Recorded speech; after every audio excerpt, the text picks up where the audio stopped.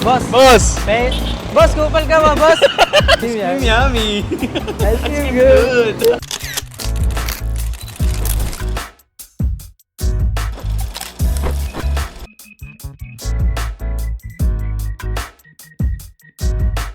So yun mga katulis, magandang umaga sa inyo. Nandito tayo ngayon sa Project Scoot, which is sa shop natin. So ngayon for today's video, kung makikita nyo yung motor natin, ito yung ginawa natin last time, which is yung wheel dope. Itong mugs natin, ipinatong lang natin to na parang fiber, tapos para maging wheel dope nga itsura niya. So tara, tignan nyo dito. Yan, kung makikita nyo dito, ayan yung pinaka final output nung ginawa natin last vlog, which is yung wheel dope. Yan. So nagbigay lang ako ng konting idea para sa mga naka-Honda Click kapag gusto nila gumawa ng design. So ngayon magpapalit na ulit tayo. Ito na yung ipapalit natin guys, which is yung Bomb X na Hydra. Yan. Pero bago natin simulan to, please like, comment, and subscribe, and pindutin mo na rin yung notification bell para updated ka once na mayroon tayong bagong upload. So tara, alam nyo na ang gagawin natin dito. Tatanggalin natin yung gulong natin, ililipat natin dito sa bago nating mugs, which is yung Bomb Seat na Hydra, yung model. So tara. So ayun mga katulis, sa mga magtatanong, available din dito yan sa Project Scoot. Ayan, kung makikita ninyo, ang presyo ng ganyang klase ng mugs,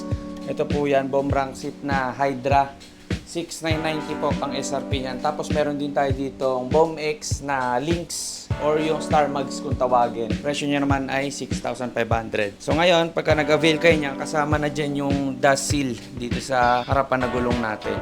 4 holes. Ayan, madaming klase to, madaming klase ng kulay. Pero orange yung napipili ko since ganito yung build natin dati. So tara, kalasin na natin yung motor natin at samahan nyo kayo palipat yung gulong natin dito kay Kuya. Alright? So yun mga katulis, ang sukat ng mugs na to sa likod is 1.85 by 14. And dito naman sa harap, kung makikita ninyo, ang sukat nito 1.6 by 14. Ang pinagbabasihan natin doon is yung lapad. So tara, check natin kung totoo nga na ito yung sukat nila. Okay, bago natin ito dalhin doon, pakalas muna natin itong gulong. Mura kasing magpakabit ng mugs kapag ka nakakalas na sa motor eh. Ganun na yung nakasanayan kong gawin. Kinakalas ko na dito sa Project Scoot bago ko dalhin dun sa nagpapalit para maka-lesson lang din, di ba? Inggalin muna natin yung GR5 bolts para maalis natin itong ating boss, GR5 yan boss. Yan, kung makikita ninyo guys, natanggal na natin yung wheel dop natin. So tara dito sa labas. Ganyan yung itsura ng wheel dop. Saan tayong kasama dito? Dilapon type C. Street GP tsaka Indo Concept. Yes. Kunyari, street GP kunyari. Oo. Kaya ano masasabi mo dito sa Solid niya yung GR5, pengi isa. Hindi GR5 tanga yung Ay, sa wheel up. yung wheel dop. Okay siya, natatago yung niya. Natatago yung mga, pag may gas-gas yung mo. Nakaka-save ng no? Yes, yes. Kaso, ang dami nagsasabi pre, bagay daw to kapag ka naka-ES talaga. Oo, pag naka-ES daw. Kasi since ako hindi ako nag-ES, Pogi lang. pugi lang. Ayan, gagamitan na natin siya ng impact para madaling tanggalin. Kasi naka to eh. Kasi, nakakahingal.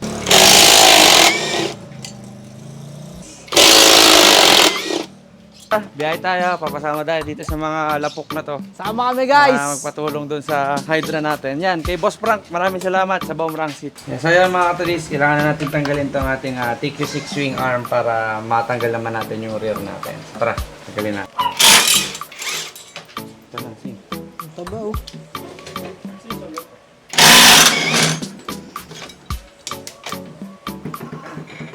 Itong gulong boss. Okay. Nice assist. Let's go. Nakalat pa.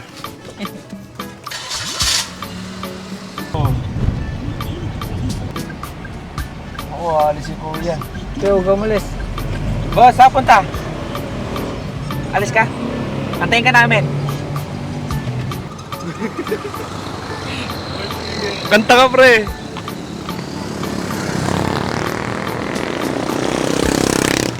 Ami! Ice cream good! Pepper, yaki. Tarantado doon. Pepper, ew. Boss! Ganto kami sa San Carlos.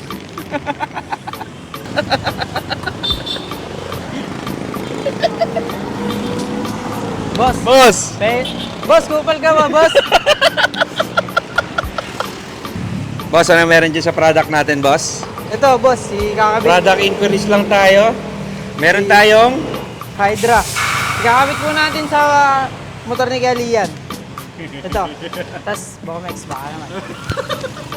Paano yung pahiwati ka pala? Boss. Ano yan, boss? Ice cream yummy. Ice cream good. Super yummy. Hindi po yan. Ang bebenta ka na dyan kay kuya.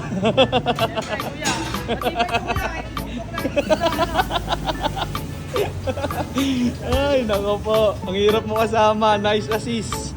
So mga Katulis, quick tips lang para sa mga gustong mag-avail ng iba't ibang klase ng mugs na CNC. Kapag bumili po kayo, yung kasama sa package na niya na kulay puti, which is ito, ayan, pagka nagpakabit kayo sa machine shop, huwag nyo pong ipapaalis to dun sa magkakabit kasi yung ibang nagkakabit na ito, tinatanggal to. So protection niya po yan para kapag nilagay doon sa machine shop, hindi siya matatanggalan ng pintura. Especially sa mga dekulay na CNC mag sa gaya nito, color orange. Pag tinanggal yan at inikot yan doon, ginamitan ng tools, babay yung kulay talaga. Ayun, quick tips lang para sa mga gumagamit ng ganitong klase ng mugs. Ayan, for example, tignan nyo, hindi inalis ni kuya dito yung cover kasi yan yung magpo-protect dun sa kulay ng mugs. Ayan, kasi yung iba, ang dami ko nakikita sa social media kapag nagpakabit, nagpapatugtog pa ng ano, meow, meow, meow, meow. Kasi tinatanggal nila yung cover. So, ayun yung purpose nun. Kaya may kasama yan kapag bumili kayo ng CNC mugs. Ayan o, kagaya ng ginagawa ni kuya. Walang gas-gas yan, boss.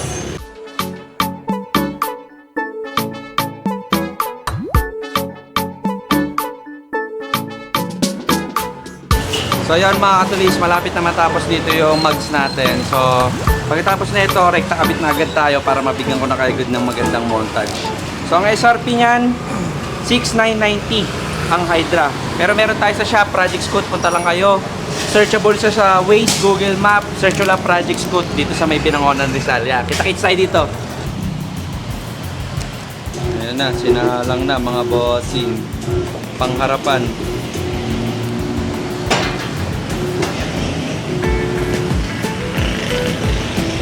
Yo, sipat na sipat. So ako vlog dito, nagpapagawa, hirap na.